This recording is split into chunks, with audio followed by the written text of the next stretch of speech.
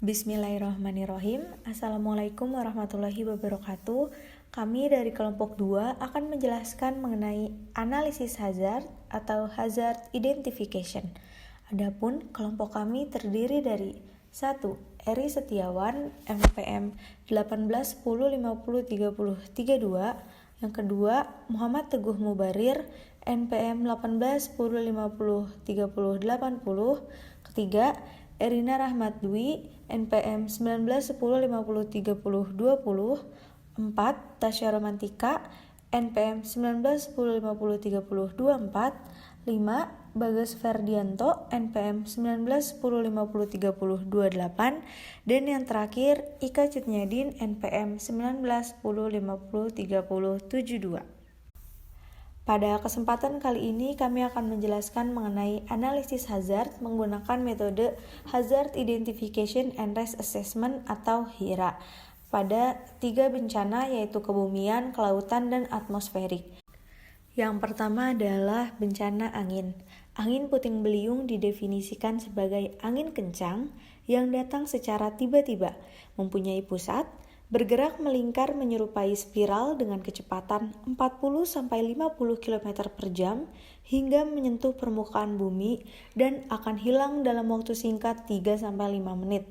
Berikut adalah penjelasan mengenai UU nomor 24 tahun 2007. Angin puting beliung memiliki gejala awal yaitu sebagai berikut.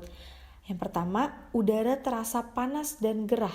Yang kedua, di langit tampak ada pertumbuhan awan cumulos atau awan putih bergerombol yang berlapis-lapis. Yang ketiga, di antara awan tersebut ada satu jenis awan yang mempunyai batas tepinya sangat jelas berwarna abu-abu menjulang tinggi yang secara visual seperti bunga kol. Kemudian yang keempat, awan tiba-tiba berubah warna dari berwarna putih menjadi berwarna hitam pekat atau awan cumulonimbus. Yang kelima, ranting pohon dan daun bergoyang cepat karena tertiup angin yang terasa sangat dingin. 6.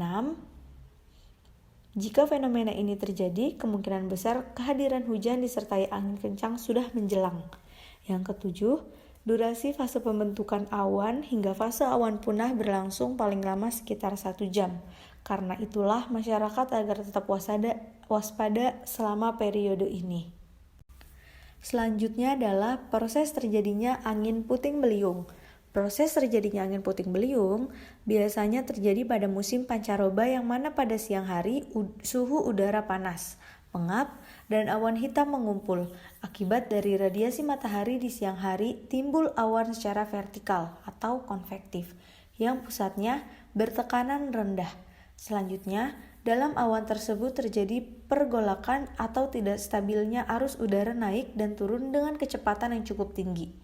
Kemudian, arus udara yang turun dengan kecepatan tinggi menghembuskan ke permukaan bumi secara tiba-tiba dan berjalan secara acak. Selanjutnya ada karakteristik angin puting beliung. Menurut buku Resiko Bencana Indonesia PNBP 2016, angin puting beliung sendiri memiliki karakteristik yaitu 1. Puting beliung merupakan dampak ikutan awan cumulonimbus yang bisa tumbuh selama periode musim hujan. 2. Kehadirannya belum dapat diprediksi, terjadi secara tiba-tiba 5-10 menit pada area skala sangat lokal. 3. Pusaran puting beliung mirip belalai kaca atau vacuum cleaner. Yang keempat, jika kejadiannya berlangsung lama, lintasannya membentuk jalur kerusakan. Dan yang kelima, lebih sering terjadi pada siang hari dan lebih banyak di daerah dataran rendah. Kemudian ada HIRA tanah longsor. Tanah longsor adalah suatu bentuk dari gerak massa tanah, bantuan dan runtuhan atau batu atau tanah yang terjadi seketika bergerak menuju lereng bawah yang dikendalikan oleh gaya gravitasi dan meluncur di atas suatu lapisan kedap jenuh air. Saputra 2015 mengatakan bahwa tanah longsor adalah perpindahan material pembentuk lereng berupa batuan, bahan rombakan, tanah, material campuran tersebut bergeser ke bawah atau keluar lereng. Faktor yang mempengaruhi terjadinya bencana ini adalah lereng yang sudah gundul serta kondisi tanah dan bebatuan yang rapuh. Selanjutnya ada penyebab terjadinya longsor. Tanah longsor terjadi jika dipenuhi 3 keadaan, yaitu 1. Lereng tidak cukup curam. 2. Lereng terdapat peluncuran yang derap air di bawah permukaan tanah. Ketiga, terdapat air dalam tanah di atas lapisan kedap sehingga tanah jenuh air. Salah satu faktor penyebab longsor yang sangat berpengaruh adalah bidang gelincir atau bidang geser. Pada umumnya tanah yang mengalami longsoran akan bergerak di atas bidang gelincir tersebut. Selanjutnya adalah proses terjadinya tanah longsor. Proses terjadinya tanah longsor adalah sebuah peristiwa perpindahan material pembentuk lereng yang berupa batuan atau tanah yang bergeser atau bergerak turun ke bawah yang terjadi karena kondisi lahan yang tidak seimbang atau terkena tekanan dari atas seperti hujan deras. Berikut adalah proses terjadinya longsor yang sering terjadi di beberapa wilayah di Indonesia. 1. Proses meresapnya air ke tanah. Yang kedua, perubahan tekstur tanah. Dan yang ketiga, tanah mengalami pelapukan.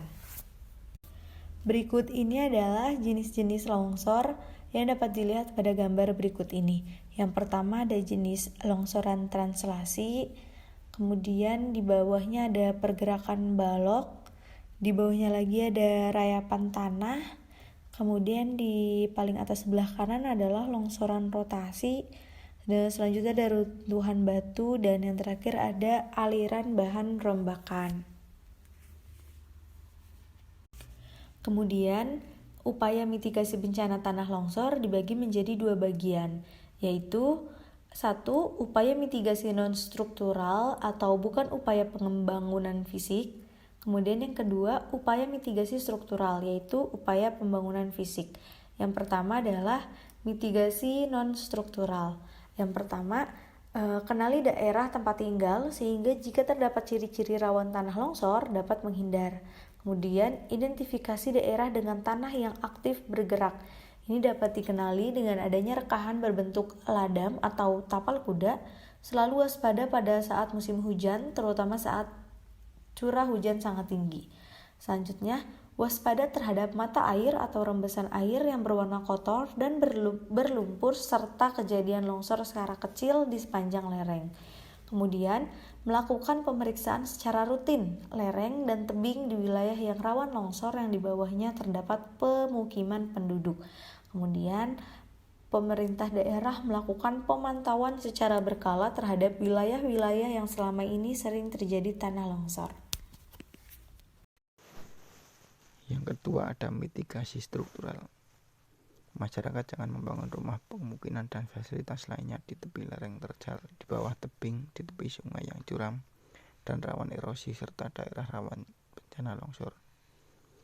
Masyarakat jangan membuat sawah dan kolam di atas bukit yang di bawahnya terdapat pemukiman penduduk. Masyarakat harus segera menutup tanah padat bila terjadi keretakan tanah di lereng bukit agar tidak meresap ke dalam tanah. Masyarakat jangan melakukan penggalian di bawah lereng terjal dan memotong tebing secara tegak lurus.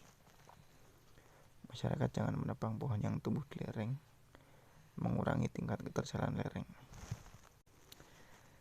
Selanjutnya ada Hira Gunung Merapi. Gunung meletus merupakan peristiwa yang terjadi akibat endapan magma di dalam perut bumi yang didorong keluar oleh gas yang bertekanan tinggi.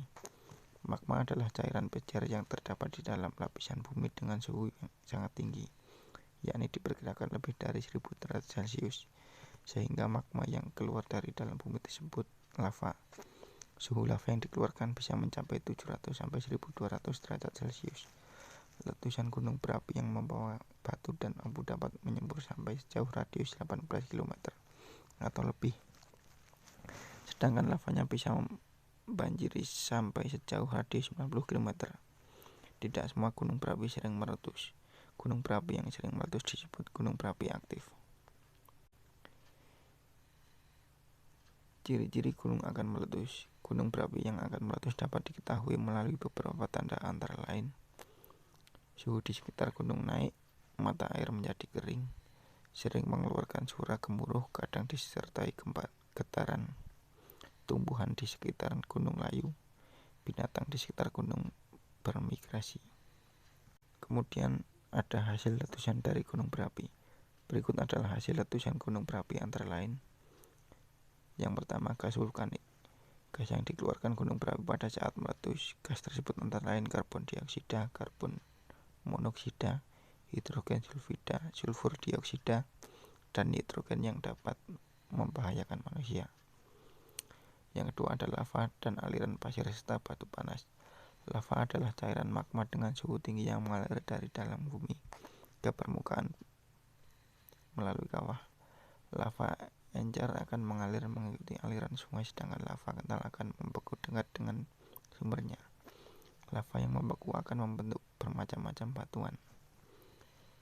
Yang ketiga adalah lahar. Lahar adalah lava yang bercampur dengan batuan, air, dan material lainnya, sehingga sangat berbahaya bagi penduduk di lereng gunung berapi. Kemudian ada hujan abu, yakni material yang sangat halus yang disemburkan ke udara saat terjadi letusan. Karena sangat halus, abu letusan dapat terbawa angin dan dirasakan sampai ratusan kilometer jauhnya. Abu letusan ini mengganggu pernapasan. Dan yang terakhir ada awan panas, yakni hasil letusan yang mengalir bergulung seperti awan. Di dalam gulungan itu terdapat batuan pijar yang panas dan material vulkanik padat dengan suhu lebih dari 600 derajat Celcius. Awan panas dapat mengakibatkan luka bakar pada tubuh yang terbuka seperti kepala, lengan, leher, atau kaki, dan juga dapat menyebabkan sesak napas. Selanjutnya adalah antisipasi dan evakuasi bahaya gunung meletus, persiapan dalam menghadapi letusan gunung berapi. Yang pertama, mengenali daerah setempat dalam menentukan tempat yang aman untuk mengungsi. Yang kedua, membuat perencanaan penanganan bencana. Yang ketiga, mempersiapkan pengungsian jika diperlukan. Yang keempat, mempersiapkan kebutuhan dasar. Kemudian, jika terjadi gunung berapi, maka hindari daerah rawan bencana seperti lereng gunung, lembah, dan daerah aliran lahar. Selanjutnya, di tempat terbuka, lindungi diri dari abu letusan dan awan panas. Persiapkan diri untuk kemungkinan bencana susulan. Selanjutnya, kenakan pakaian yang bisa melindungi tubuh seperti baju lengan panjang, celana panjang, topi, dan lainnya. Selanjutnya, jangan memakai lensa kontak. Kemudian, pakai masker atau kain untuk menutupi mulut dan hidung. Selanjutnya, saat turunnya awan panas, usahakan untuk menutup wajah dengan kedua belah tangan. Selanjutnya, setelah terjadi letusan gunung berapi, yang harus dilakukan adalah jauhi wilayah yang terkena hujan abu. Kemudian, bersihkan atap dari timbunan abu karena beratnya bisa merusak atau menentukan atap bangunan. Yang terakhir, hindari mengendarai mobil di daerah yang terkena hujan abu sebab bisa merusak mesin. Selanjutnya adalah mitigasi bencana gunung berapi. Upaya memperkecil jumlah korban jiwa dan kerugian harta benda akibat letusan gunung berapi. Tindakan yang perlu dilakukan diantaranya pemantauan. Aktivitas gunung api dipantau selama 24 jam menggunakan alat pencatat gempa atau seismograf. Data harian hasil pemantauan dilaporkan ke kantor Direktorat Vulkanologi dan Mitigasi Bencana Geologi atau DBMBG di Bandung dengan menggunakan radio komunikasi SSB. Petugas pos pengamatan gunung berapi menyampaikan laporan bulanan ke Pemda setempat. Kemudian yang kedua ada tanggap darurat. Tindakan yang dilakukan oleh DVMBG ketika terjadi peningkatan aktivitas gunung berapi antara lain mengevaluasi laporan data, kemudian membentuk tim tanggap darurat, mengirim tim ke lokasi, melakukan pemeriksaan secara terpadu. Kemudian ada pemetaan, yaitu peta kawasan rawan rencana gunung berapi dapat menjelaskan jenis dan sifat bahaya gunung berapi, daerah rawan bencana, arah penyelamatan diri, lokasi pengungsian, dan pos penanggulangan bencana. Kemudian ada penyelidikan. Gunung berapi menggunakan metode geologi, geofisika, dan geokimia. Hasil penyelidikan ditampilkan dalam bentuk buku, peta, dan dokumen lainnya. Dan yang terakhir adalah sosialisasi. Petugas melakukan sosialisasi kepada pemerintah daerah serta masyarakat terutama yang tinggal di sekitar gunung berapi. Bentuk sosialisasi dapat berupa pengiriman informasi kepada Pemda dan penyuluhan langsung kepada masyarakat. Nah, berikut ini adalah grafik dan laporan BNPB pada 5 Desember tahun 2010. Sekian presentasi dari kelompok kami. Mohon maaf jika terdapat kekurangan dan salah kata. Wabillahi taufiq wal hidayah. Wassalamualaikum warahmatullahi wabarakatuh.